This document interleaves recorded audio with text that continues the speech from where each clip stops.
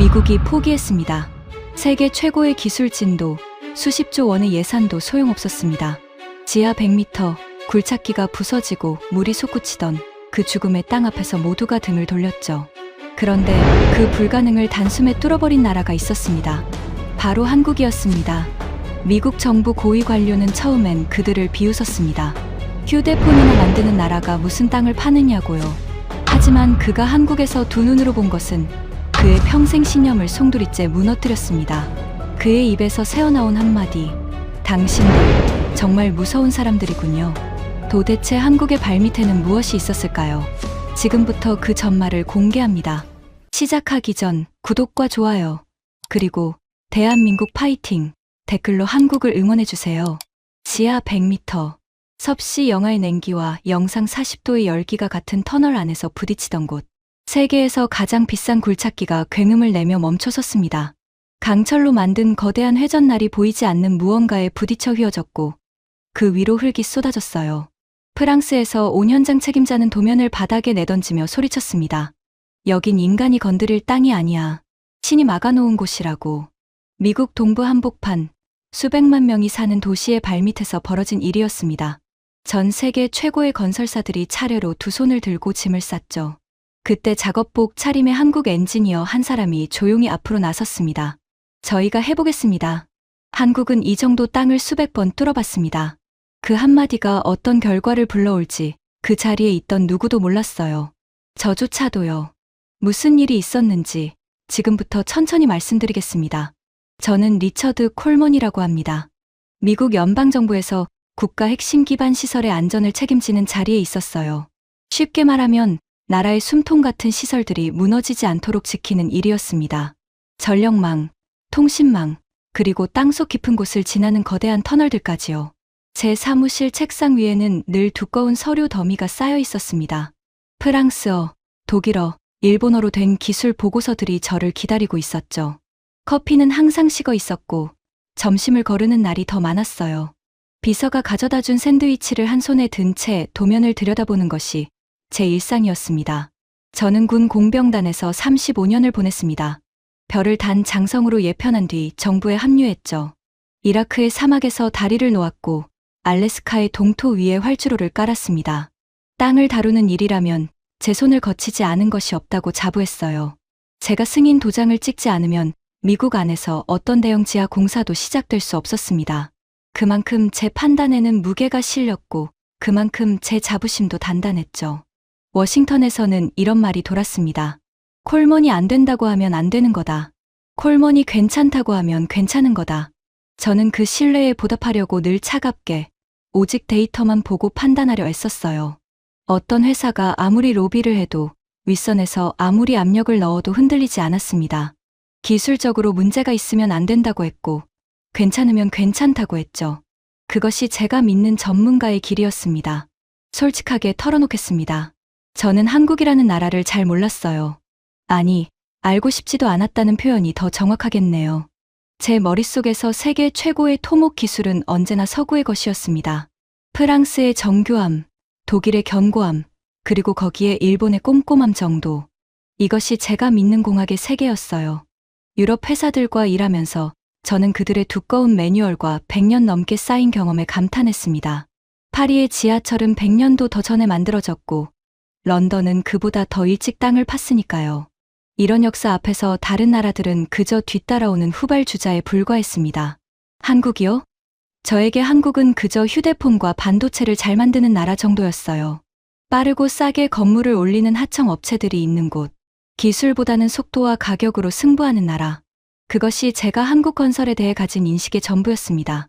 지금 생각하면 얼마나 무지하고 오만한 생각이었는지 부끄럽습니다. 하지만 그때 저는 정말로 그렇게 믿고 있었어요. 물론 알고는 있었습니다. 1970년대와 80년대의 한국 노동자들이 중동의 사막에서 일했다는 것을요. 제 아버지도 젊은 시절 중동의 한 현장에서 한국 사람들을 본 적이 있다고 하셨거든요. 하지만 저는 그것을 그저 값싼 노동력을 제공한 것이라고 생각했습니다. 기술을 가진 사람들이 아니라 땀을 흘려 벽돌을 나르던 사람들. 그 정도로요. 특히 땅을 깊게 파는 분야에서 한국을 입에 올리는 것 자체가 저에게는 어울리지 않는 일처럼 느껴졌습니다. 땅을 깊이 뚫는다는 건 단순히 구멍을 내는 일이 아니에요. 지구의 속살을 건드리는 고도의 예술이자 과학입니다. 지층의 구조를 읽고 바위의 성질을 파악하고 지하수가 어디로 흐르는지 예측해야 하죠. 수백 가지 변수를 동시에 다루면서 밀리미터 단위의 정밀함을 지켜야 하는 극한의 작업입니다. 회전 속도, 밀어붙이는 힘, 벽을 세우는 간격까지 모든 것이 톱니바퀴처럼 맞물려야 해요. 단 한 번의 계산 실수가 수십 명의 목숨을 앗아갈 수 있습니다. 그래서 저는 이 분야에서 서구를 따라올 나라는 없다고 확신했습니다. 그것이 제 신념이었어요. 그리고 그 신념이 산산조각 날 줄은 그때는 정말 상상도 못했습니다. 이야기는 우리 정부가 추진하던 한 거대한 사업에서 시작됩니다. 미국 동부의 한 거대 도시, 인구가 수백만에 달하는 그곳은 오래된 도시였습니다. 땅 위로는 100년 넘은 빌딩들이 빽빽하게 들어차 있었고 그 아래로는 낡은 상하수도와 오래된 전선들이 거미줄처럼 얽혀 있었죠. 문제는 기후였습니다. 몇 해 전부터 거대한 폭풍이 도시를 덮치기 시작했어요. 한 번 비가 쏟아지면 지하철이 잠기고 도심이 강이 되었습니다. 거기에 더해 나라의 안보를 책임지는 입장에서 또 다른 걱정이 있었어요. 유사시 수백만 시민이 몸을 피할 공간이 어디에도 없다는 것이었죠. 그래서 정부는 야심찬 계획을 세웠습니다. 도시의 발밑, 지하 깊은 곳에 거대한 터널을 뚫는 것이었어요. 평소에는 물류와 교통을 책임지고 폭풍이 오면 빗물을 가두며 비상시에는 시민들의 대피로가 되는 다목적 대심도 터널, 깊이는 지하 100m, 도시 곳곳을 잇는 노선의 총 길이는 어마어마했습니다. 예상 사업비만 수십조 원에 달하는 미국 역사상 손꼽히는 규모의 지하 공사였죠. 처음 이 숫자들을 보고받았을 때 저는 숨이 턱 막혔습니다. 과연 이게 가능한 일인가? 세계 어디에서도 도심 한복판에 이렇게 깊은 터널을 한꺼번에 뚫은 적이 없었거든요. 게다가 그 도시의 땅속은 악몽 그 자체였습니다. 겉보기에는 단단한 화강암 지대처럼 보였지만 지하로 내려갈수록 사정이 달랐어요. 수만 년 전 빙하가 깎아놓은 불규칙한 단층이 곳곳에 숨어 있었고 어떤 구간은 거대한 빈 동굴처럼 텅 비어 있었습니다. 게다가 도시 아래에는 보이지 않는 지하수가 강처럼 흐르고 있었죠. 어떤 곳은 완전히 메말라 있다가 불과 몇 미터 떨어진 곳에서 거대한 물줄기가 흐르는 시기였어요. 마치 땅속에 숨겨진 강이 있는 것 같았습니다. 한마디로 땅을 파는 사람에게는 지옥 같은 조건이 모두 모여 있는 땅이었습니다. 전 세계의 건설 강국들이 이 사업에 몰려들었습니다. 프랑스의 거대 건설사, 독일의 정밀 기술 회사, 이탈리아와 스페인의 토목 건물들, 유럽의 이름난 회사들이 총출동했어요. 거기에 일본의 대형 건설사들도 빠지지 않았습니다. 이 사업을 따내는 것은 단순히 돈의 문제가 아니었어요. 이 터널을 지었다는 이력은 앞으로 수십 년간 최고의 자랑거리가 될 테니까요. 각국 대표단이 도착할 때마다 저는 그들을 직접 맞이했습니다. 프랑스 팀이 도착했을 때 그들의 책임자 마르셀 듀랑은 자신감이 넘쳐 흘렀어요. 그는 제 손을 잡으며 거만하게 웃었습니다. 콜먼 씨, 우리가 파리의 땅속을 어떻게 다뤘는지 아십니까? 이 정도 도시는 식은 죽 먹기예요. 걱정은 넣어두시죠. 독일 팀의 클라우스 베버는 더 노골적이었습니다. 그는 두꺼운 분석 자료를 제 책상에 툭 내려놓으며 말했어요. 우리의 공학적 정밀함은 세계 최고입니다. 여기 모든 데이터가 들어있어요. 숫자가 증명해 줄 겁니다. 다른 나라 회사들은 그저 우리 뒤를 따라오면 되는 겁니다. 일본 팀의 모리히로 씨는 조용했지만 단호했습니다. 그는 정중하게 고개를 숙이며 말했죠. 도쿄의 복잡한 지하를 관리해 본 경험이 있습니다. 저희를 믿어 주십시오. 저는 매일 아침 일찍 출근해 각국 팀의 진행 상황을 점검했습니다. 회의실에 들어서면 각 나라 기술진 사이에 보이지 않는 신경전이 팽팽하게 느껴졌어요. 서로 인사를 나누면서도 눈빛에는 경쟁심이 번득였습니다. 누가 이 거대한 사업에 주도권을 쥘 것인가. 그것은 회사의 자존심이자 나라의 자존심이 걸린 싸움이었죠. 회의 탁자 위에서는 미소를 짓지만 그 아래에서는 서로의 발을 밟고 있는 형국이었습니다. 프랑스 팀이 독일 팀의 방식의 문제를 지적하면 독일 팀은 프랑스 팀의 계획이 비현실적이라고 받아쳤어요. 일본 팀은 둘 다 조용히 지켜보며 기회를 노렸습니다. 그런 분위기 속에서 한국 팀은 유독 눈에 띄었습니다. 좋은 의미로 눈에 띈 게 아니었어요. 다른 나라 기술진들이 고급 호텔에 묵으며 깔끔한 정장 차림으로 회의에 들어오는 동안 한국 사람들은 현장 가건물에서 먹고 잤습니다. 그들은 회의실에 먼지투성이 작업복 차림으로 들어오곤 했어요. 손에는 늘 도면, 뭉치와 측량 장비가 들려 있었습니다. 번쩍이는 양복을 입은 유럽 사람들과는 너무나 대조적인 모습이었죠. 뒤랑이 제 옆에서 비웃듯 속삭였습니다. 저 사람들 좀 보세요. 현장 인부들인가요? 엔지니어들인가요? 회의실을 잘못 찾아온 거 아닙니까? 처음에 저는 그 모습을 보며 속으로 비웃었습니다. 저건 노동자들이지, 엔지니어가 아니야. 저도 제 동료에게 낮은 목소리로 그렇게 말했죠. 한국이라는 나라가 이런 거대한 사업에 끼어든다는 것 자체가 시간 낭비처럼 느껴졌습니다. 사실 입찰 심사 자리에서 한국 팀을 가장 먼저 걸러내자고 주장한 사람 중 하나가 저였어요. 시간 낭비할 필요 없습니다. 저들은 이 사업의 난이도를 전혀 이해하지 못하고 있어요. 제가 그렇게 말하자 다른 위원들도 대부분 고개를 끄덕였습니다. 한국 팀이 처음 가져온 도면을 봤을 때 저는 진심으로 황당했습니다. 그들이 제안한 방식은 제가 알던 상식의 범위를 완전히 벗어난 것이었거든요. 지하 100m까지 수직으로 곧장 내려간 뒤 거기서 옆으로 연결한다는 계획이었습니다. 이건 대학원 시절 교과서에서나 본 이론적인 모델이었어요. 실제로 적용된 사례가 거의 없는 위험천만한 방식이었습니다. 저는 그 도면을 보며 속으로 생각했죠. 이 사람들, 자기들이 뭘 하려는 건지도 모르는구나. 하지만 그때만 해도 저는 몰랐습니다. 이 사업이 제가 평생 쌓아온 신념을 송두리째 무너뜨리는 계기가 될 줄은요. 공학이란 저에게 차가운 데이터와 검증된 매뉴얼 그 자체였습니다. 감정이 끼어들 틈이 없는 객관적인 세계, 숫자가 말하는 것이 진실이고 통계가 보여주는 것이 현실이라고 믿었죠. 하지만 한국 사람들은 숫자와 통계 너머에 있는 무언가를 가지고 있었습니다. 그것이 무엇인지 깨닫기까지 저는 오랜 시간이 걸렸어요. 지금 제가 이 이야기를 꺼내는 이유는 단순합니다. 제가 틀렸음을 인정하기 위해서예요. 그리고 제가 두 눈으로 직접 본 일을 세상에 알리고 싶어서입니다. 사업이 본격적으로 시작되자 우려했던 문제들이 하나둘 수면 위로 떠오르기 시작했습니다. 아니, 예상했던 것보다 훨씬 더 심각했어요. 그 도시의 땅속은 우리가 조사한 것보다 훨씬 나빴습니다.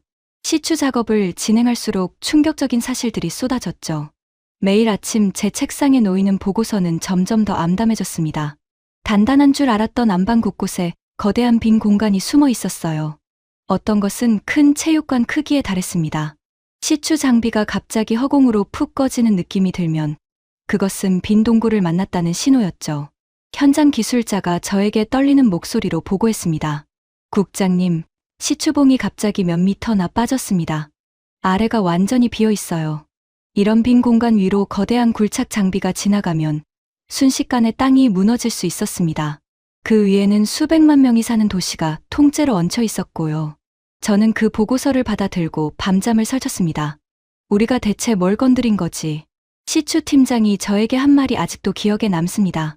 국장님, 솔직히 말씀드리면 이건 구멍이 숭숭 뚫린 치즈 같아요. 어디가 비어있고 어디가 단단한지 도무지 예측이 안 됩니다.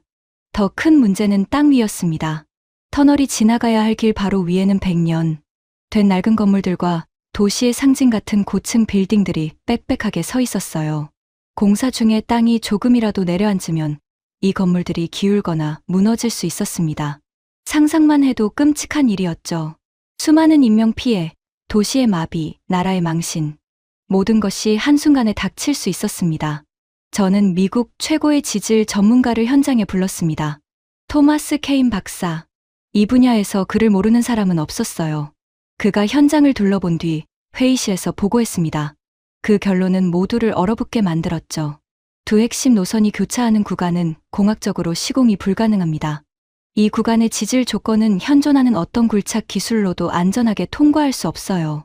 노선을 우회하거나 계획 자체를 다시 검토할 것을 강력히 권고합니다. 회의실에 무거운 침묵이 내려앉았습니다. 저는 그 보고서를 읽으며 등에 식은땀이 흘렀어요. 이 사업이 진짜 실패할 수도 있겠구나 하는 두려움이 처음으로 밀려왔습니다. 불길한 일은 계속되었습니다. 시추 작업 중에 예상하지 못한 지하수층을 건드렸어요. 엄청난 양의 물이 시추공을 통해 솟구쳤습니다. 마치 기름이 터지듯 물기둥이 하늘로 치솟았죠. 인부들이 비명을 지르며 뒤로 물러났고 장비는 물에 젖어 고장났으며 현장은 순식간에 진흙탕이 되었습니다. 인근 건물에서 가느다란 금이 발견되었다는 보고도 들어왔어요. 윗선의 압박은 날이 갈수록 심해졌습니다. 이 사업은 정부의 핵심 과제였고 정해진 일정을 맞추는 것은 절대적인 명령이었어요. 한 고위 인사가 제 사무실을 찾아와 말했습니다. 콜먼 국장, 백악관에서 직접 챙기는 사업이에요. 실패는 용납되지 않습니다. 당신의 경력이 이 사업에 달려 있다는 걸 명심하세요. 하지만 현장은 그런 요구를 들어줄 수 있는 상황이 아니었습니다. 저는 기술과 정치 사이에서 찢어지는 기분이었어요. 안전을 위해서는 공사를 늦춰야 했지만 그렇게 하면 제 경력은 끝장날 게 분명했으니까요. 폭발 사고보다 더 무서운 것이 있었습니다. 바로 땅이 무너지는 보이지 않는 공포였죠. 폭발은 순간적입니다. 쾅 하고 터지면 끝이에요. 하지만 땅이 무너지는 건 다릅니다. 서서히 조용히 진행되다가 어느 순간 모든 것을 통째로 삼켜버리니까요. 도로에 금이 가고 건물이 조금씩 기울고 어느 날 갑자기 도심 한복판이 거대한 구멍이 되어 꺼져내리는 것. 그것이 저를 잠 못 들게 하는 공포였습니다. 멀쩡하던 땅이 입을 벌리고 자동차와 사람을 삼키는 장면. 그것이 우리 도시에서 벌어진다면 생각만 해도 끔찍했어요. 저는 각국 팀에 대안을 요구했습니다. 프랑스의 뒤랑은 우회 노선을 제안했어요. 하지만 그건 공사 기간을 몇 년이나 늘리고 예산을 천문학적으로 더 쓰는 방안이었습니다. 불가능합니다. 윗선이 받아들일 리 없어요. 제가 말했죠. 독일의 베버는 아예 땅 위로 고가 철도를 놓자고 했습니다. 하지만 그건 이 사업의 근본 목적을 부정하는 것이었어요. 지하에 시민들의 대피 공간을 만든다는 목적은 어디로 가고요. 그건 선택지가 아닙니다. 베버 씨. 일본의 모리는 기존 방식의 한계를 인정하면서도 신중한 접근을 주장했습니다. 서두르면 안 됩니다. 더 많은 조사가 필요해요. 하지만 그는 구체적인 해결책을 내놓지 못했죠. 누구도 속 시원한 답을 내놓지 못했습니다. 문제의 그 구간은 모두가 피하고 싶어하는 뜨거운 감자가 되어버렸어요. 회의실에서는 서로 책임을 떠넘기는 분위기가 팽배했습니다. 우리 구간은 문제없습니다. 저쪽 구간이 문제죠. 이런 말들이 오갔어요. 뒤람과 베버가 회의실에서 언성을 높이며 다투는 일도 있었습니다. 당신들 방식이 문제야. 뭐라고? 당신들 일정이 비현실적인 거지. 저는 그 모습을 보며 절망감을 느꼈습니다. 세계 최고라는 기술진들이 이 정도밖에 안 되는 건가? 그때 한국 팀은 조용히 자기들 일을 계속하고 있었습니다. 다른 팀들이 회의실에서 책임 공방을 벌이는 동안 한국 사람들은 문제의 구간을 직접 돌아다니며 데이터를 모으고 있었어요. 새벽부터 밤늦게까지 현장에 붙어 있었죠. 저는 그때만 해도 그들이 뭘 하는지 신경 쓰지 않았습니다. 어차피 한국이 해결할 수 있는 문제가 아니라고 생각했거든요. 유럽 최고의 기술진도 못하는 것을 한국이 어떻게 하겠어요. 어느 날 저녁 현장을 둘러보다가 한국 팀의 가건물 앞을 지나게 되었습니다. 안에서 격렬한 토론 소리가 새어나왔어요. 한국말을 알아듣지는 못했지만 그들의 열기만큼은 분명히 느낄 수 있었습니다. 창틈으로 안을 들여다보니 벽면 가득 그 도시의 지하 단면도가 붙어 있었어요. 지층마다 빨간 펜으로 빼곡하게 메모가 적혀 있었습니다. 누군가는 바닥에 무릎을 꿇고 커다란 지도 위를 손가락으로 짚고 있었고 또 누군가는 계산기를 두드리며 숫자를 외치고 있었죠. 저 정도 열정으로 뭘 하겠다는 거지. 저는 고개를 저으며 지나쳤습니다. 그때까지 저는 그들의 진가를 전혀 알아보지 못하고 있었어요. 열정만으로는 단단한 바위를 뚫을 수 없다고 생각했거든요. 그 한국 팀의 책임자가 처음으로 제 앞에 정식으로 나선 것은 케인 박사의 절망적인 보고가 있고 며칠 지나서였습니다. 회의실 문이 열리더니 한 무리의 한국 엔지니어들이 들어왔어요. 작업복 차림에 안전모를 손에 든 채였죠. 그들의 책임자로 보이는 사람이 저에게 다가와 손을 내밀었습니다. 이름은 강민혁이라고 했어요. 다부진 체격에 햇볕에 그을린 얼굴이었습니다. 콜먼 국장님, 저희가 대안을 가지고 왔습니다. 저는 그를 빤히 쳐다봤습니다. 솔직히 그 순간 짜증이 났어요. 유럽 최고의 기술진도 못 푸는 문제를 한국이 뭘 안다고 나서는 건가. 뒤랑은 옆에서 대놓고 비웃는 표정이었습니다. 하지만 상황이 너무 절박했기에 일단 들어보기로 했어요. 뭐라도 시도해봐야 했으니까요. 강민혁이 펼쳐 보인 도면은 제 상식을 다시 한번 뒤엎는 것이었습니다. 그들은 막힌 곳을 정면으로 뚫는 방식을 버리고 완전히 새로운 길을 제안했어요. 지하 100m까지 수직으로 곧장 내려간 뒤 옆으로 연결해서 그 구간을 피해 간다는 계획이었습니다. 제가 처음 입찰 때 비웃었던 바로 그 방식이었죠. 도면에는 복잡한 계산식과 지층 분석이 빼곡히 적혀 있었습니다. 하지만 저는 분노가 치밀어 올랐어요. 주먹이 떨렸습니다. 이게 무슨 농담입니까? 지하 100m 수직 굴착이라니. 이 지질 조건에서 당신들 제정신이요? 제 목소리가 회의실에 쩌렁쩌렁 울렸습니다. 강민혁은 차분하게 대답했어요. 국장님, 저희가 분석한 데이터를 봐주십시오. 현재 막힌 구간의 안반은 옆으로는 연속성이 있지만 수직 방향으로는 약한 단층대가 존재합니다. 그 틈을 이용하면 우회가 가능합니다. 저희가 이틀 동안 추가로 조사했습니다. 하지만 저는 그 말을 끝까지 듣지 않았습니다. 도면을 집어들고 쓰레기통으로 가서 던져버렸어요. 종이가 구겨지며 바닥에 떨어졌습니다. 돌아가시오. 이런 자살 행위 같은 제안은 검토할 가치도 없어. 교과서에 나오는 이론을 진짜로 적용하겠다고? 당신들이 책임질 수 있소? 한국 사람들은 아무 말 없이 떨어진 도면을 주워들고 회의실을 나갔습니다. 뒤랑이 저에게 다가와 어깨를 두드렸어요. 잘하셨습니다, 국장님. 저런 무모한 제안은 무시하는 게 맞습니다. 후발 주자들은 자기 분수를 알아야 하는데 말이죠. 베버도 안경을 고쳤으며 거들었습니다. 한국이 교과서에서만 공학을 배웠나 봅니다. 실제 현장은 교과서와 다르다는 걸 모르는 모양이에요. 그들의 비웃음을 들으며 저도 같은 생각을 했습니다. 한국의 제안은 말도 안 된다고요. 그런데 그때 마지막으로 회의실을 나가던 한 젊은 한국 엔지니어의 눈빛이 제 마음에 묘하게 걸렸습니다. 분노도 아니고 원망도 아닌 어떤 단단한 결의 같은 것이 담겨 있었어요. 그 눈빛이 이상하게 머릿속을 떠나지 않았습니다. 그날 밤, 저는 잠을 이루지 못했어요. 쓰레기통에 처박힌 그 도면이 자꾸 떠올랐거든요. 설마, 아니야. 그럴 리 없어. 저는 고개를 저었습니다. 하지만 마음 한구석에서는 작은 의심이 고개를 들고 있었어요. 어쩌면 내가 너무 성급하게 던져버린 건 아닐까. 그들이 이틀 동안 모았다는 그 데이터에는 정말 아무것도 없었을까. 그때까지만 해도 저는 몰랐습니다. 그 한국 사람들이 앞으로 제 인생에서 가장 큰 충격을 안겨줄 사람들이라는 것을요. 그리고 그 충격이 제가 평생 굳게 믿어온 모든 것을 뿌리째 흔들어 놓으리라는 것을요. 그날 밤 이후로 저는 자꾸만 그 한국팀의 가건물을 떠올렸습니다. 자정이 넘은 시각까지 꺼지지 않던 불빛을요. 며칠 뒤 강민혁이 다시 제 사무실을 찾아왔습니다. 도면을 쓰레기통에 던져버린 지 일주일도 채 되지 않은 때였어요. 보통 사람 같으면 그런 모욕을 당하고 다시 찾아올 엄두를 못 냈을 겁니다. 하지만 그는 달랐어요. 다부진 어깨에 흙먼지를 묻힌 채 손에는 새로운 서류 뭉치를 들고 있었습니다. 국장님, 한 번만 더 봐주십시오. 추가 조사를 끝냈습니다. 이번엔 더 상세한 데이터를 가져왔어요. 저는 한숨을 내쉬었습니다. 강 소장, 도대체 왜 이러는 겁니까? 유럽 최고의 장비로도 안 되는 일을 한국이 무슨 수로 한다는 거요? 솔직히 말해보세요. 정말 가능성이 있다고 생각합니까? 강민혁은 잠시 저를 똑바로 바라봤습니다. 그리고 조용히 그러나 단단한 목소리로 말했어요. 국장님, 저희는 이 사업에 모든 것을 걸었습니다. 회사의 명예, 그리고 저희 개인의 자존심까지요. 저희가 여기서 물러나면 한국건설은 앞으로 이런 큰 무대에서 영영 밀려날 겁니다. 그러니 물러설 수가 없습니다. 그 절박함에 저도 모르게 마음이 흔들렸습니다. 다른 대안이 없다는 것도 사실이었고요. 케인 박사는 우회를 권고했지만 우회는 윗선이 절대 받아들이지 않을 방안이었으니까요. 저는 결국 그 서류를 받아들었습니다. 검토는 해보겠소. 하지만 기대는 하지 마시오.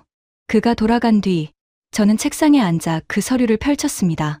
처음에는 형식적으로 넘겨보려 했어요. 그런데 페이지를 넘길수록 저는 점점 의자에서 등을 떼고 앞으로 몸을 기울이게 되었습니다. 그들의 분석은 정교했습니다. 놀랍도록 정교했어요. 독일식 매뉴얼과도 프랑스식 계산법과도 접근 방식이 달랐지만 논리적으로 흠을 찾기가 어려웠습니다. 특히 문제의 그 구간, 안반 속 수직 단층대에 대한 분석은 케인 박사의 보고서보다 훨씬 더 깊고 세밀했어요. 그들은 우리가 놓친 것을 찾아낸 것입니다. 어떻게 이런 분석이 가능했지? 답은 분명했습니다.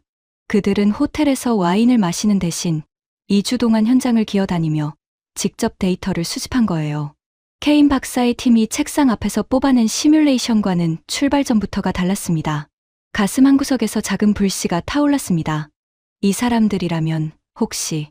하지만 저는 황급히 그 생각을 지웠어요. 냉정해야 해. 감정에 휘둘리면 안 돼. 데이터와 확률을 봐야 한다. 다음 날, 저는 위원회를 소집했습니다. 그리고 한국팀에게 문제의 구간을 맡기겠다고 발표했어요. 회의실이 술렁였습니다. 뒤랑이 자리에서 벌떡 일어났죠. 국장님, 제정신입니까? 저 후발주자들에게 핵심 구간을 맡긴다고요?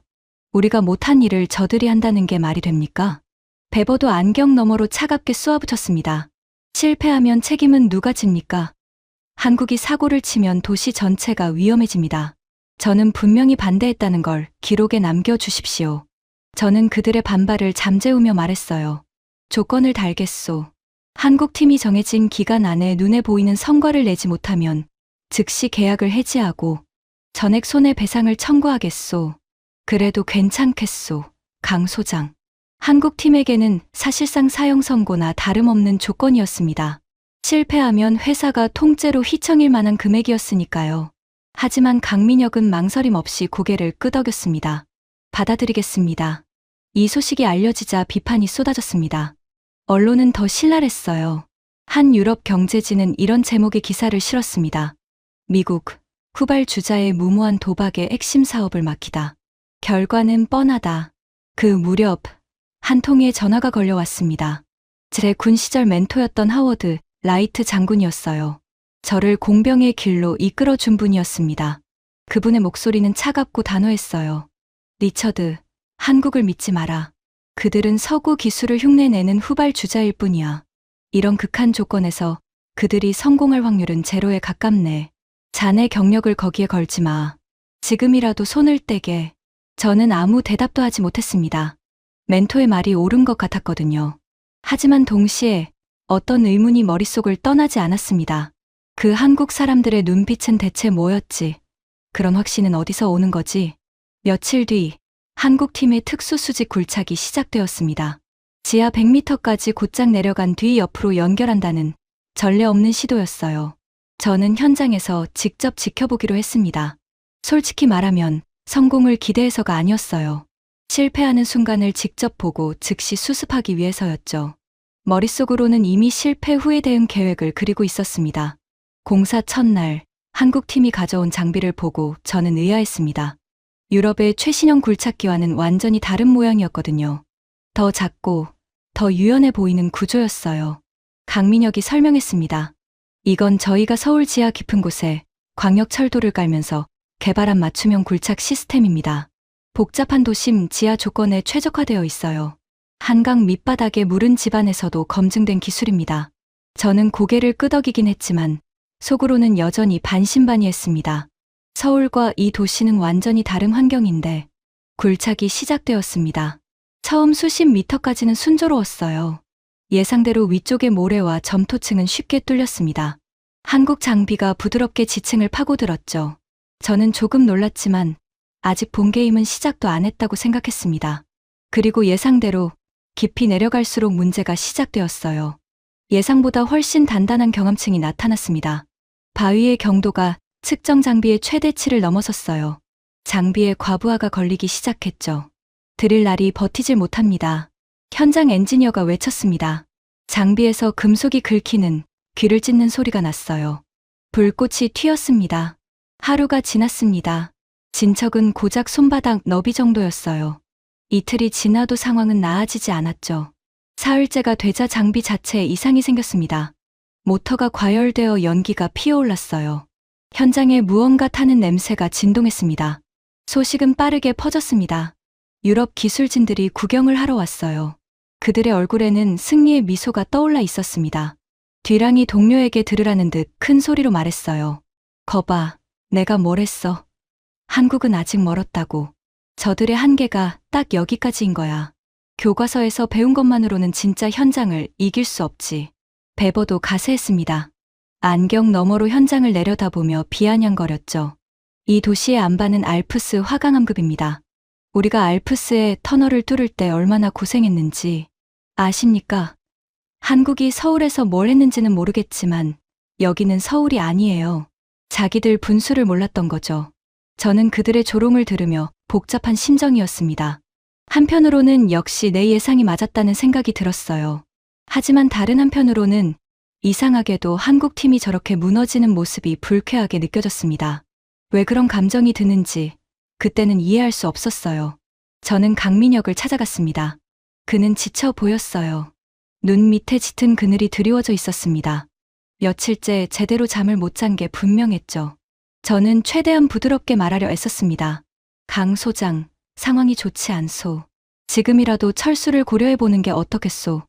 위약금 문제는 내가 어떻게든 조율해보겠소. 강민혁은 잠시 눈을 감았습니다. 깊은 숨을 내쉬더니 천천히 입을 열었어요. 국장님, 감사합니다. 하지만 저희는 포기할 수 없습니다. 저희가 여기서 물러나면 그건 한 사업의 실패로 끝나지 않습니다. 1970년대에 맨주먹으로 중동 사막에 나가서 길을 닦고 건물을 올렸던 분들, 그분들의 땀을 저희가 헛되게 만들 수는 없습니다.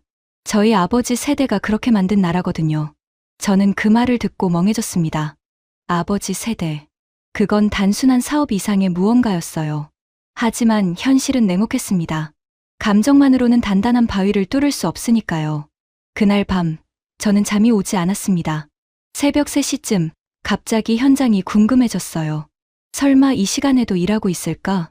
호기심에 옷을 챙겨 입고 현장으로 향했습니다. 현장에 가까워지자 멀리서 불빛이 보였어요. 그리고 기계가 돌아가는 소리가 들렸습니다. 저는 제 눈을 의심했어요. 한국팀이 여전히 작업 중이었던 겁니다. 낮에 탈진해서 쓰러져 있던 바로 그 사람들이 지금 장비를 붙들고 있었습니다. 한 엔지니어의 팔에는 링거 바늘이 꽂혀 있었어요. 수액팩이 장비의 철골에 매달려 있었죠.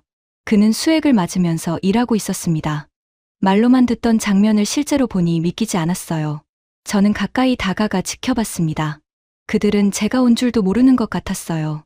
완전히 일에 빠져 있었으니까요. 그때 누군가의 목소리가 들렸습니다. 한국말이었지만 그 안에 담긴 감정만큼은 분명히 느껴졌어요. 나중에 통역을 통해 그들이 나눈 대화를 알게 되었습니다. 우리 여기서 무너지면 고향에 계신 아버지 얼굴에 먹칠하는 거야. 맞아. 우리 아버지들이 그 뜨거운 사막에서 맨손으로 일궈낸 게 뭔지 알잖아. 그분들이 흘린 땀 덕분에 우리가 학교도 다니고 이만큼 컸어. 그걸 우리 손으로 무너뜨릴 순 없어. 저는 그 대화를 전해 듣고 가슴이 뜨거워졌습니다. 1970년대와 80년대. 그 시절 한국이 중동에서 무엇을 했는지 저도 어렴풋이 알고 있었어요. 가난했던 한국의 젊은이들이 목숨을 걸고 사막의 건설 현장에서 일했다는 이야기. 제 아버지도 그 시절 현장에서 한국인들을 본 적이 있다고 하셨죠. 그들은 미친 듯이 일했다. 해가 져도 멈추지 않았어. 아버지의 말씀이 떠올랐습니다. 하지만 그건 저에게 그저 먼 나라의 예시하기일 뿐이었어요. 지금 제 눈앞에서 벌어지는 일이 그 역사와 이어져 있다는 것을 저는 그제야 처음으로 깨달았습니다. 저는 조용히 그 자리를 떠났습니다.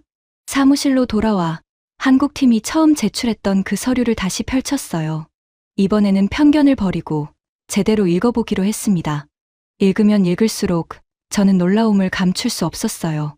제가 던져버렸던 그 도면 속에는 우리가 미쳐보지 못한 진실의 단서들이 숨어 있었습니다. 마음속에서 증오와 불신이 조금씩 흔들리기 시작했어요. 그건 고통스러운 과정이었습니다. 평생 믿어온 것을 의심한다는 건 곧 제 자신을 부정하는 일이었으니까요. 공사가 정체된 지 닷새째 되던 날, 예상치 못한 손님이 현장에 도착했습니다. 한국에서 급히 날아온 노라 엔지니어였어요. 70이 넘은 백발의 노인이었습니다. 이름은 윤재광이라고 했어요. 한국에서 그는 대심도의 거장이라 불리는 전설적인 인물이었습니다. 서울의 지하철 1호선부터 9호선까지, 그리고 부산과 대구의 지하 공사에 모두 참여했다고 했어요. 한강 밑바닥에 터널을 뚫었고 도심 지하 깊은 곳에 광역 철도망을 까는 일을 평생 해온 사람이었죠. 윤재광 박사는 현장에 도착하자마자 곧장 굴착 지점으로 향했습니다. 호텔에 짐을 풀지도 않았어요. 비행기에서 내리자마자 바로 현장으로 온 것이었죠. 그는 막힌 안반 앞에서 한참을 가만히 서 있었습니다. 아무 말 없이 손으로 바위를 더듬었어요. 마치 환자를 진찰하는 노련한 의사처럼요. 표면을 두드려보고 귀를 가져다 대고 심지어 코를 대고 냄새를 맡기도 했습니다. 저는 멀리서 그 모습을 지켜봤어요. 저 노인이 대체 뭘 하는 거지? 잠시 후 윤재광 박사가 저에게 다가왔습니다. 그의 눈빛은 온화했지만 그 안에 깊은 확신이 담겨 있었어요. 주름진 얼굴에서 세월의 무게가 느껴졌습니다. 그가 서툰 영어로 그러나 또박또박 말했어요. 콜먼 국장님, 우리는 서울의 늪같은 땅 아래에서도 길을 냈습니다. 한강 밑바닥에 물은 집안에서도 터널을 뚫었어요. 이 단단한 바위는 오히려 다루기 쉽습니다. 저는 반박하려 했습니다. 박사님, 존경하지만 서울과 이 도시의 조건은 완전히 다릅니다. 여기 안반의 경도는 상상을 초월해요. 알프스 화강암급입니다. 윤재광 박사는 빙긋 미소를 지었습니다. 그 미소에는 수십 년의 경험에서 우러나오는 자신감이 있었어요. 국장님, 문제는 바위의 단단함이 아닙니다. 문제는 접근하는 방식이에요. 서구의 방식은 바위를 힘으로 뚫으려 합니다. 더 강한 장비, 더 센 힘으로요. 하지만 우리의 방식은 다릅니다. 바위와 호흡하는 거예요. 바위에도 숨 쉬는 틈이 있습니다. 그 결을 찾아서 그리로 들어가는 겁니다. 저는 그 말의 뜻을 이해하지 못했습니다. 바위와 호흡한다고. 그게 무슨 공학적 개념이지? 비과학적인 소리처럼 들렸어요. 하지만 윤재광 박사는 설명 대신 행동으로 보여주기로 한 것 같았습니다. 그날 밤, 한국 본사에서 특수 장비가 도착했습니다. 최첨단 지방 감지 센서 시스템이었어요. 이 장비는 지층의 미세한 진동과 압력 변화를 실시간으로 잡아낼 수 있었습니다. 사람의 귀로는 들을 수 없는 바위의 소리를 듣는 장비였죠. 마치 지구의 심장 박동을 짚어내는 청진기 같았습니다. 윤재광 박사가 말한 바위와 호흡한다는 말의 의미가 그제야 조금씩 이해되기 시작했어요. 센서 데이터를 분석한 결과 놀라운 사실이 드러났습니다. 막혀있던 경암층 바로 옆에 상대적으로 약한 단층선이 존재한다는 것이었어요. 바위 내부에 미세한 균열이 숨어 있었던 겁니다. 유럽팀의 조사에서도 케인 박사의 시뮬레이션에서도 잡아내지 못한 것이었죠. 그들은 바위를 하나의 단단한 덩어리로 보고 정면 돌파만 시도했습니다. 하지만 한국팀은 그 안에 숨겨진 약점을 찾아낸 거예요. 윤재광 박사가 말했습니다. 바위에도 결이 있습니다.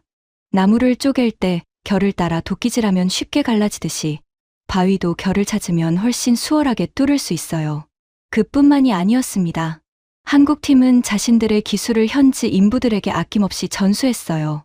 다른 나라 기술진들은 핵심 기술을 영업 비밀이라며 철저히 감췄습니다. 하지만 한국 사람들은 달랐어요. 현지의 젊은 인부들을 옆에 앉히고 하나하나 설명해 주었습니다. 이건 우리가 서울에서 배운 겁니다. 이제 당신들도 배우세요. 언젠가 당신들이 직접 이런 터널을 만들게 될 테니까요. 그렇게 말하면서요. 저는 처음으로 강민혁에게 직접 커피를 건넸습니다. 그리고 사과했어요. 미안하오. 처음에 당신들의 도면을 쓰레기통에 버렸을 때 나는 오만했소. 편견에 사로잡혀 있었어요. 강민혁은 커피를 받아들며 옅게 웃었습니다. 국장님, 괜찮습니다. 저희도 처음엔 저희 자신을 의심했으니까요. 정말 될까 싶었습니다. 하지만 이제는 확신합니다. 저희는 해낼 수 있어요. 그 순간 현장의 공기가 달라진 것을 느꼈습니다. 더 이상 한국팀과 미국 감독관이 따로 있는 게 아니었어요. 우리는 어느새 하나의 팀이 되어가고 있었습니다. 윤재광 박사가 합류한 뒤로 모든 것이 바뀌었습니다. 새로운 계획이 세워졌어요. 유럽식 굴착 방식과 한국식 수직 굴착을 결합한 어디에도 없던 새로운 방법이었습니다. 저는 그 계획서를 검토하며 감탄을 금치 못했어요. 분명히 위험 부담이 큰 방식이었지만 논리적으로는 흠잡을 데가 없었습니다. 계획의 핵심은 정밀도였어요. 오차 범위를 밀리미터 단위로 잡았습니다. 지하 100m에서 양쪽 터널을 연결할 때 단 몇 밀리미터만 어긋나도 전체 구조가 틀어질 수 있었거든요. 이 정도 정밀도는 유럽팀도 시도해 본 적 없는 것이었습니다. 뒤랑은 그 계획을 듣고 또 비웃었어요. 밀리미터 단위 오차라니. 이론적으로나 가능한 숫자죠. 실제 현장에서 그게 되면 내가 손에 장을 지지겠소. 베버도 고개를 저었습니다. 지하 100m에서 밀리미터 오차는 불가능합니다. 최소한 손가락 한 마디는 봐야 해요. 지하수 분출에 대한 대비책도 마련되었습니다. 한국팀은 실시간으로 특수 시멘트를 주입하는 시스템을 구축했어요. 지하수가 솟구치는 순간 자동으로 약품을 쏟아부어 물기를 막는 장치였죠. 이건 한국이 바다 밑에 터널을 뚫을 때 개발한 기술이라고 했습니다. 바다 밑에서 쏟아지는 바닷물을 막아냈던 그 기술을요. 안전 기준도 대폭 강화되었습니다. 터널벽의 두께를 당초 계획보다 2배로 늘렸어요. 윤재광 박사의 제안이었습니다. 이 터널은 평소엔 물류와 교통에 쓰이겠지만 유사시엔 시민들의 대피소가 됩니다. 그러니 단순한 통로가 아니라 사람을 지키는 방패라고 생각하고 만들어야 해요. 그 말을 듣고 현지 관계자들은 깊이 감동했습니다. 단순히 계약 조건을 채우는 게 아니라 이 도시 시민들의 안전까지 생각하는 마음에요. 저도 놀랐습니다. 돈을 더 받는 것도 아닌데 왜 저렇게까지 하는 걸까? 한국 팀은 일어날 수 있는 최악의 상황을 수십 가지 가정하고 각각에 대한 대응책을 빈틈없이 마련해 두었어요. 만약 이런 일이 생기면 이렇게, 그것도 안 되면 또 이렇게. 모든 상황에 대한 2번째, 3번째 계획이 준비되어 있었습니다. 드디어 굴착이 재개되었습니다. 거대한 회전날이 다시 땅속을 파고들기 시작했어요. 이번에는 달랐습니다. 윤재광 박사가 찾아낸 단층선을 따라 바위의 약점을 공략하는 방식이었죠. 힘으로 정면 돌파하는 게 아니라 바위의 흐름을 읽고 그 틈으로 파고드는 방식이었습니다. 센서가 실시간으로 바위의 미세한 진동을 잡아내고 그 데이터를 바탕으로 굴착 방향을 조정했어요. 첫날의 진척은 놀라웠습니다. 전에는 하루에 손바닥 너비도 못 나가던 것이 이번에는 몇 미터를 뚫었어요. 다음 날에는 더 빨라졌고 그 다음 날에는 속도가 기하급수적으로 붙었습니다. 비웃던 유럽 엔지니어들의 표정이 점점 굳어졌어요. 그들은 더 이상 조롱하지 않았습니다. 대신 현장을 구경하러 오기 시작했죠. 시기와 놀라움이 뒤섞인 눈으로요. 뒤랑이 저에게 다가와 물었습니다. 그의 목소리에는 더 이상 여유가 없었어요. 저들이 대체 뭘 하는 겁니까? 어떻게 저렇게 빨리 뚫는 거죠? 가장 놀라운 것은 땅 위의 안정성이었습니다. 지하 60m, 70m, 80m로 내려가는데도 땅 위의 건물들은 미동조차 하지 않았어요. 곳곳에 설치한 진동 감지 센서의 수치는 안전 범위 안에서 차분하게 유지되었습니다. 케인 박사가 불가능하다고 못 박았던 바로 그 일이 실제로 눈앞에서 벌어지고 있었어요. 저는 몇 시간 센서 데이터를 확인했습니다. 믿기지 않았거든요. 결국 저는 케인 박사를 다시 현장으로 불렀습니다. 그는 한국 팀의 작업을 한참 동안 지켜봤어요. 그리고 자신의 태블릿에 담긴 데이터를 몇 번이고 다시 확인하더니 천천히 입을 열었습니다. 내가 틀렸습니다. 이 방식이라면 가능합니다.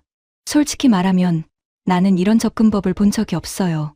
평생 자신의 판단에 자부심을 가졌던 미국 최고의 지질 전문가가 한국 팀 앞에서 자신의 오판을 인정한 순간이었습니다. 일본 팀의 모리 히로시도 현장을 찾았습니다. 그는 한국 팀의 굴착을 오래 지켜보더니 조용히 강민혁에게 다가가 고개를 숙였어요. 훌륭합니다. 우리가 도쿄에서도 시도하지 못했던 방식이군요. 배우고 싶습니다. 숙적이라 여겼던 일본조차 고개를 숙이는 모습을 보며 저는 묘한 전율을 느꼈습니다. 하지만 뒤랑과 베버는 끝까지 인정하지 않았어요. 그들은 본국의 인맥을 동원해 한국팀이 쓰는 특수 자재의 공급을 또 한 번 막으려 했습니다. 한국이 주문한 부품들이 재고 부족이라는 이유로 줄줄이 배송이 지연됐어요. 알고 보니 유럽 업체들이 뒤에서 손을 쓴 것이었죠. 한국팀은 본사에 긴급히 연락해 부품을 항공편으로 직접 공수해야 했습니다. 그야말로 사면 초가였어요. 저는 그제야 그 방에 공작을 두고 볼 수 없었습니다. 뒤랑을 불러 경고했어요. 뒤랑 씨, 한 번만 더 공급을 방해하면 당신네 회사를 이 사업에서 완전히 배제하겠소. 이건 경쟁이 아니라 사보타주요. 뒤랑의 얼굴이 일그러졌습니다. 하지만 그는 끝내 사과하지 않았어요. 대신 차갑게 내뱉었죠. 두고 보십시오, 국장님. 저들은 결국 자기 무덤을 파고 있는 겁니다. 마지막 순간에 무너지는 게 가장 비참한 법이죠. 그 말이 불길한 예언처럼 들렸습니다. 그리고 안타깝게도 그 예언은 절반은 맞아떨어지고 말았어요. 목표 지점이 점점 가까워졌습니다. 지하 90m, 95m, 그리고 마침내 지하 100m에 도달했어요. 이제 남은 것은 수평 연결이었습니다. 반대편에서 굴착하던 다른 팀과 만나는 순간 이 사업은 완성되는 것이었죠. 환희가 밀려왔습니다. 하지만 아직 끝난 게 아니었어요. 가장 어려운 마지막 구간이 남아 있었습니다. 관통까지 얼마 남지 않은 시점이었습니다. 모두가 긴장과 기대 속에서 마지막 순간을 기다리고 있었어요. 승리가 눈앞에 보였습니다. 사람들의 얼굴에 희망이 피어나기 시작했죠. 그때 최악의 상황이 벌어졌습니다. 굴착날이 누구도 예상하지 못한 거대한 지하 수맥을 건드린 거예요. 수만 년 전 빙하가 녹은 물이 갇혀 있던 지도에도 없는 고대의 대수층이었습니다. 순식간에 엄청난 양의 물이 터널 안으로 쏟아져 들어왔어요. 마치 댐이 무너진 것 같았습니다. 수압이 어찌나 강했는지 장비 일부가 떠밀려 갈 정도였죠. 비명 소리와 경보음이 터널을 가득 채웠습니다. 붉은 경고등이 미친 듯이 깜빡였어요. 긴급 대피, 전원 터널 밖으로. 저는 심장이 얼어붙는 것을 느꼈습니다. 모든 것이 물거품이 되는 순간이었어요. 지금까지의 노력이, 희생이, 땀과 눈물이 모두 물속에 잠기고 있었습니다. 터널 안에 있던 엔지니어들이 필사적으로 빠져나왔어요. 물은 계속 차올랐고 자칫하면 터널 전체가 침수될 상황이었죠. 소식은 즉시 퍼졌습니다. 경쟁사들이 발 빠르게 움직였어요. 뒤랑은 곧장 윗선에 연락해 압박을 넣었습니다. 즉시 공사를 중단하고 터널을 메워야 합니다. 더 진행하면 도시 전체가 위험합니다. 제가 경고하지 않았습니까? 한국은 이 사업을 감당할 능력이 없어요. 그들은 한국의 실패를 확인하고 싶어 했습니다. 자신들의 판단이 옳았다는 걸 증명하고 싶어 했죠. 설상가상으로 땅 위에 서는 것엔 폭풍우가 몰아치기 시작했습니다. 보급 차량의 이동이 어려워졌어요. 추가 장비와 자재를 현장으로 가져올 방법이 없었습니다. 하늘과 땅이 동시에 우리를 버린 것 같았어요. 결국 정부 고위 관계자가 현장에 도착했습니다. 그들은 공사 중단 명령서를 들고 왔어요. 더 이상의 인명피해를 막기 위해 즉시 철수하라는 내용이었습니다. 한 관료가 저에게 서류를 내밀었어요.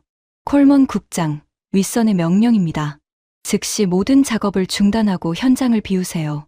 저는 그 명령서를 손에 들고 한참을 서 있었습니다. 이게 끝인가? 여기까지인가? 귓속에서 윙윙거리는 이명이 들렸어요. 눈앞이 캄캄해지는 것 같았습니다. 저도 모르게 중얼거렸어요. 결국 여기서 무너지는 건가? 그때 강민혁이 저에게 다가왔습니다. 그의 얼굴은 물에 흠뻑 젖어 있었어요. 온몸이 진흙투성이었습니다. 방금 터널에서 빠져나온 모습이었죠. 하지만 그의 눈빛은 여전히 살아 있었습니다.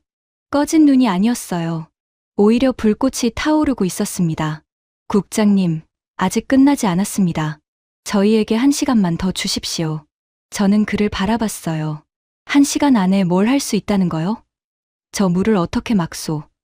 펌프로는 감당이 안 되는데. 강민혁이 대답했습니다. 막지 않겠습니다. 얼리겠습니다. 저는 그 말을 이해하지 못했어요. 얼린다고? 미친 소리처럼 들렸습니다. 하지만 그의 눈빛에는 흔들림 없는 확신이 담겨 있었어요. 강민혁이 말한 얼린다는 것의 정체가 곧 밝혀졌습니다.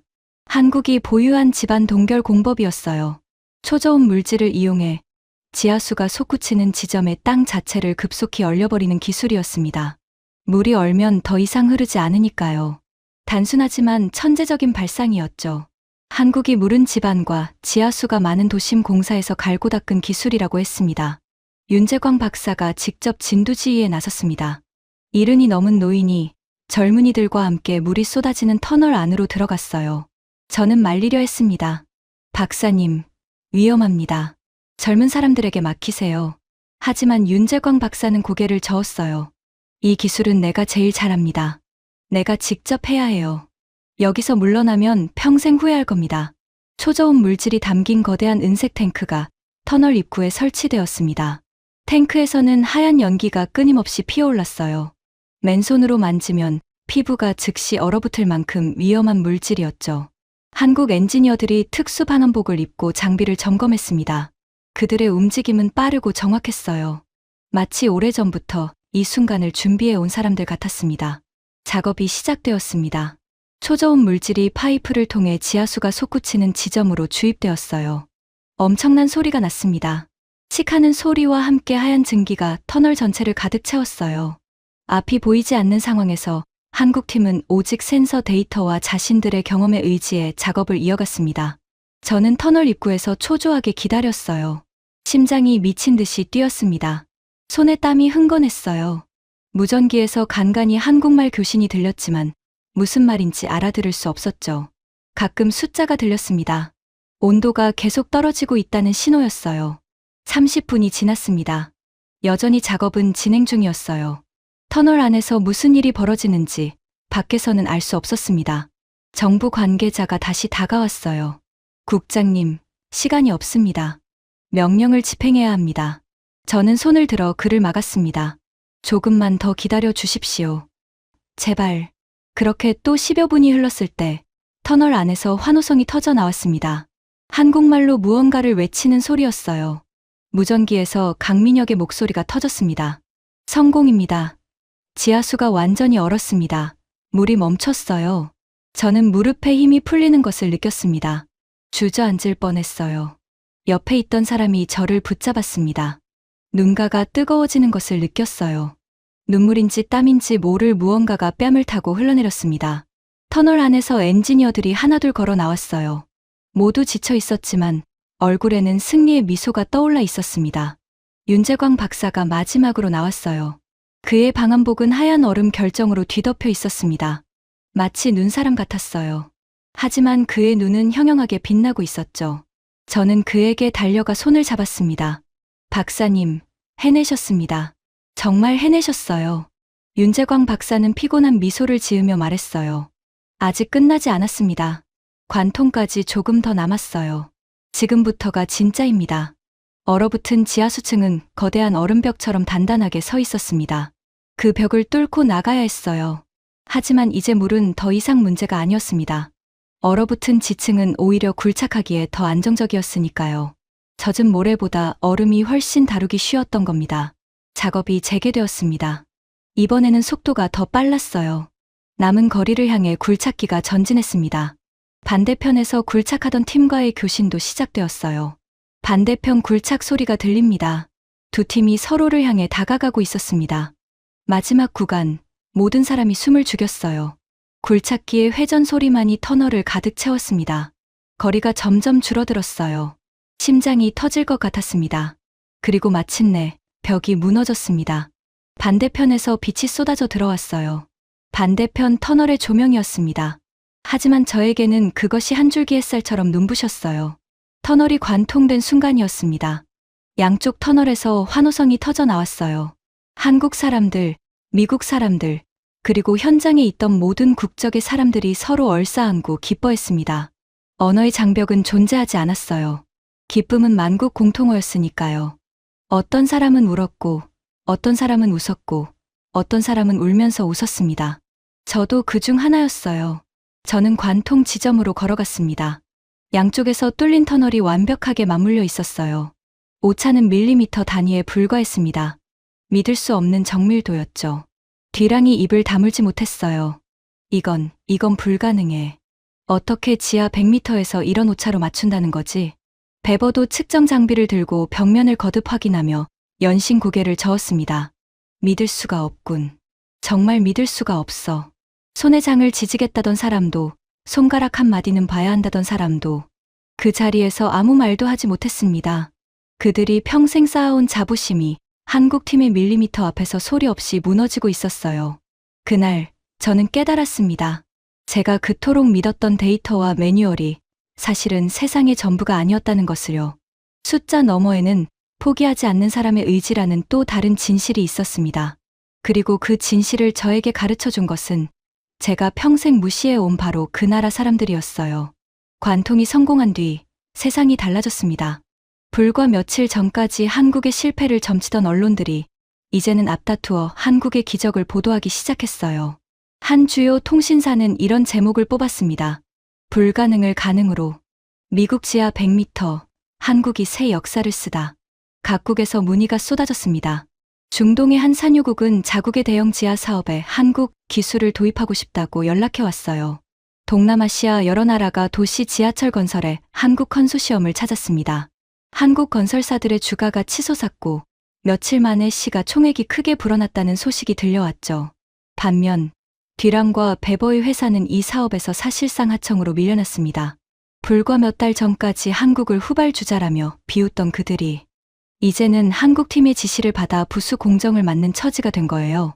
뒤랑은 마지막 회의에서 끝내 저와 눈을 마주치지 못했습니다. 저는 개인적으로도 큰 변화를 겪었습니다. 한국 정부와 건설업계에서 저를 초청했어요. 한국과 미국의 지하 인프라 기술을 교류하는 자리를 마련하고 싶다고요. 저는 기꺼이 응했습니다. 솔직히 말하면 호기심도 컸어요.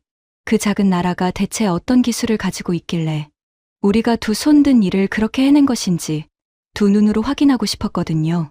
한국에 도착한 첫날, 저는 첫 번째 충격을 받았습니다. 인천의 공항은 제가 본 어떤 공항보다 깨끗하고 효율적이었어요. 입국장을 빠져나오는데 걸린 시간은 고작 10여 분. 그리고 시내로 들어가는 길에 저는 두 번째 충격을 받았습니다. 강민혁이 저를 어떤 역으로 데려갔어요. 평범한 도심의 한 건물이었습니다. 그런데 그가 안내한 엘리베이터는 아래로 끝없이 내려갔어요. 여기가 어디까지 내려가는 겁니까? 제가 묻자 강민혁이 빙긋 웃었습니다. 지하 50m입니다. 국장님. 수도권을 가로지르는 광역급 행철도예요. 이런 노선이 지금 여러 갈래 깔려 있고 계속 늘어나고 있습니다. 엘리베이터 문이 열리자 거대한 지하 승강장이 눈앞에 펼쳐졌습니다. 지하 깊은 곳이라고는 믿기지 않을 만큼 환하고 쾌적했어요. 잠시 후 열차가 미끄러지듯 들어왔습니다. 그리고 그 열차는 도심의 발밑을 시속 100km가 넘는 속도로 가로질렀어요. 지하 깊은 곳에서요. 저는 할 말을 잃었습니다. 이게 이미 운행 중이라고요? 네. 수백만 명이 매일 이 지하 깊은 곳을 타고 출퇴근합니다. 미국에서 우리는 단 하나의 대심도 터널을 뚫기 위해 수십조 원을 쏟아붓고 세계 최고의 기술진을 불러 모으고도 좌초할 뻔했습니다. 그런데 한국은 이런 수준의 대심도 터널을 이미 도시 곳곳에 깔아놓고 그것을 일상으로 쓰고 있었던 거예요.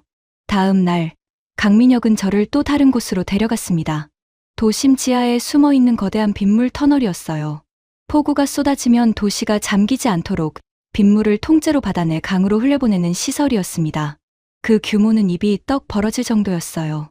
거대한 콘크리트 동굴이 끝없이 이어져 있었습니다. 우리가 폭풍 때문에 그 사업을 시작한 거 아닙니까? 제가 떨리는 목소리로 물었습니다. 네. 한국은 이미 오래전부터 이런 시설을 만들어 왔습니다. 도심 침수를 막기 위해서요. 저는 그 거대한 지하 공간 한복판에 서서 한참 동안 아무 말도 하지 못했어요. 우리가 이제 막 첫발을 뗀 일을 한국은 이미 수십 년째 해오고 있었던 겁니다. 그리고 마지막 날 윤재광 박사가 저를 한강 밑으로 안내했습니다. 강 아래를 가로지르는 터널이었어요. 머리 위로 강물이 흐르고 그 위로 배가 지나다니는데 우리는 그 아래 터널을 지나고 있었습니다. 윤재광 박사가 조용히 말했어요. 국장님, 한국은 좁은 나라입니다. 산이 많고 평지가 적어요. 그래서 우리는 위로 올라가는 대신 아래로 파고들었습니다. 한강 밑으로, 산 밑으로, 도시의 발밑으로요. 살아남기 위해서였어요. 그러다 보니 어느새 세계 누구도 따라올 수 없는 기술이 쌓였습니다. 저는 그 말을 들으며 온몸에 소름이 돋았습니다. 한국은 자랑하려고 이걸 만든 게 아니었어요. 그저 살기 위해, 좁은 땅에서 더 많은 사람이 안전하게 살기 위해 묵묵히 땅을 파내려간 것이었습니다. 그리고 그 절박함이 세계 최고의 기술이 된 거예요. 그날 저녁 한 한국 관계자가 지나가듯 한 말이 제 가슴에 박혔습니다. 이 지하 시설들은 평소엔 교통과 방제에 쓰이지만 유사시엔 수백만 시민이 몸을 피하는 대피 공간이 됩니다. 한국은 늘 위협 속에서 살아왔으니까요. 우리는 이미 나라 곳곳에 발밑에 안전망을 깔아둔 셈입니다. 저는 그 말을 듣고 등골이 서늘해졌습니다. 우리 미국이 이제 막 유사시 시민 대피를 명분으로 단 하나의 터널을 뚫느라 그 고생을 했는데 한국은 이미 그것을 전국 단위로 일상 속에 녹여두었던 거예요. 그제야 저는 제가 본 썸네일 같은 풍경의 진짜 의미를 이해했습니다. 거대한 굴착기를 지하 깊은 갱구로 내리던 그 장면. 제 눈에는 무모한 도박처럼 보였던 그것이 한국에서는 그저 또 하나의 평범한 현장이었던 겁니다. 저는 강민혁에게 물었어요. 목소리가 조금 떨렸습니다. 강 소장, 솔직히 말해주시오. 한국에는 이런 지하 시설이 대체 얼마나 깔려 있는 거요? 강민혁은 잠시 생각하더니 대답했습니다. 국장님, 다 합치면 수백 킬로미터가 넘습니다.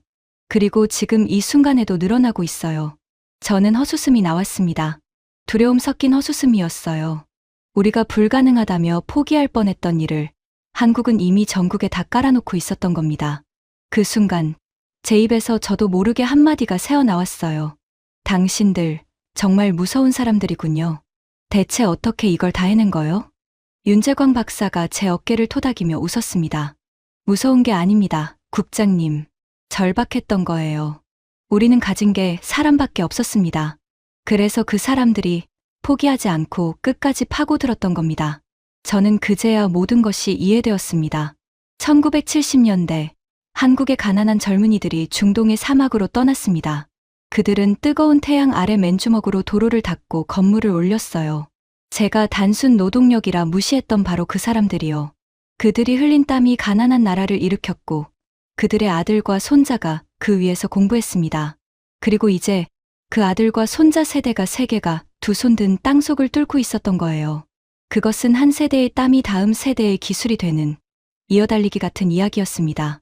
제가 무시했던 그 노동의 땀방울이 반세기를 지나 세계 최고의 기술이 되어 제 앞에 서 있었던 겁니다. 한국을 떠나기 전 강민혁이 저에게 작은 선물을 건넸습니다. 낡은 손전등이었어요. 이건 제 아버지가 쓰시던 겁니다. 아버지도 1970년대에 중동의 사막에서 일하셨어요. 밤에도 일하셔야 했으니까요. 돌아가시기 전에 저에게 이걸 주시며 말씀하셨습니다.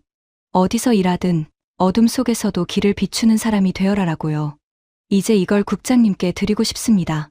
저는 그 손전등을 받아 들고 한참 동안 말을 잇지 못했습니다. 세대를 넘어 전해지는 그 마음을요. 아버지에서 아들로, 그리고 이제 한국인에게서 미국인에게로. 저는 지금도 그 손전등을 제 책상 위에 두고 있습니다. 힘들 때마다 그것을 바라보면 이상하게 힘이 나거든요. 미국으로 돌아온 저는 완전히 다른 사람이 되어 있었습니다. 예전에 저는 데이터와 통계만 믿는 차가운 사람이었어요. 서구의 기술이 최고라 확신했고 그 밖의 것들은 그저 흉내에 불과하다고 무시했습니다. 특히 한국 같은 나라의 기술은 우리를 베낀 수준이라고 여겼죠. 지금 생각하면 얼마나 오만한 생각이었는지 부끄러울 따름입니다. 한국 사람들은 저에게 겸손을 가르쳐 주었어요. 그들은 자기 기술을 자랑하지 않았습니다. 대신 행동으로 보여줬어요. 말보다 결과로 증명했죠. 떠들어대는 것이 아니라 묵묵히 해내는 것. 그것이 진정한 자신감이라는 것을 저는 이른이 다 된 나이에야 깨달았습니다. 저는 요즘 젊은 엔지니어들 앞에서 강연을 합니다. 제 강연의 주제는 늘 같아요. 편견을 버려라. 그리고 배움의 마음을 열어라. 저는 학생들에게 한국 팀의 이야기를 들려줍니다. 링거를 맞으며 밤새 일하던 젊은이들. 쓰레기통에 버려졌다가 다시 주워든 도면. 이른이 넘은 나이에 얼음 터널 속으로 걸어 들어간 놀라 엔지니어. 그 이야기를 할 때마다 학생들의 눈이 반짝입니다. 언젠가 제 손녀가 물었어요. 7살짜리 아이였습니다. 할아버지가 제일 존경하는 사람은 누구예요? 저는 잠시 생각하다 대답했습니다. 한국이라는 나라에서 온 사람들이란다. 그들은 할아버지에게 아주 중요한 것을 가르쳐 줬어. 포기하지 않으면 불가능도 가능해진다는 것을. 그리고 진짜 강한 사람은 자기가 틀렸다는 걸 인정하고 다시 배우는 사람이라는 것을 말이야. 손녀는 고개를 갸웃하며 물었어요. 한국이 어디예요? 저는 지구본을 가져와 아이에게 보여줬습니다. 아시아 대륙의 동쪽 끝, 작은 반도를 가리켰어요. 여기란다. 작은 나라지만 누구보다 큰 꿈을 가진 사람들이 사는 곳이야. 언젠가 너도 가보렴. 손녀는 신기한 듯 지구본을 빙글빙글 돌렸습니다. 저는 그 모습을 보며 미소 지었어요. 다음 세대는 저처럼 늦게 깨닫지 말고 처음부터 열린 마음으로 세상을 보기를 바라면서요. 저는 지금도 가끔 우리가 함께 뚫은 그 터널을 떠올립니다. 지하 100m, 얼음으로 막아 세운 그 물길, 밀리미터 단위로 정확히 맞물린 두 터널을요. 그 벽 뒤에는 아무도 모르는 한국인들의 땀과 눈물이 스며 있습니다. 하지만 괜찮아요. 그곳을 지나는 사람들이 안전하게 오갈 수 있다면 그것으로 충분하니까요. 제가 평생 믿어온 세계는 서구가 중심이고 다른 나라들은 그 뒤를 따라오는 곳이었습니다. 하지만 이제 저는 압니다. 세상의 진짜 중심은 포기하지 않고 끝까지 파고드는 사람들이 있는 곳이라는 것을요. 그리고 그런 사람들이 지금 이 순간에도 한국이라는 작은 나라의 발밑을 묵묵히 뚫고 있다는 것을요. 대한민국 시청자 여러분, 여러분은 정말 대단한 나라에 살고 계십니다. 가진 것이 사람밖에 없던 시절, 맨주먹으로 사막에 나가 길을 닦았던 그 아버지 세대. 그분들의 땀이 오늘의 기술이 되었습니다. 세계가 안 된다고 할 때 해보겠습니다라고 말하는 나라. 불가능 앞에서 물러서지 않고 끝내 길을 만들어내는 나라. 그것이 대한민국입니다. 오늘 이 이야기가 여러분께 작은 힘이 되었으면 좋겠습니다. 지치고 힘들 때, 포기하고 싶을 때, 지하 100m에서 링거를 맞으며 바위를 뚫던 그 사람들을 떠올려 주세요. 그들이 해냈다면 우리도 할 수 있습니다.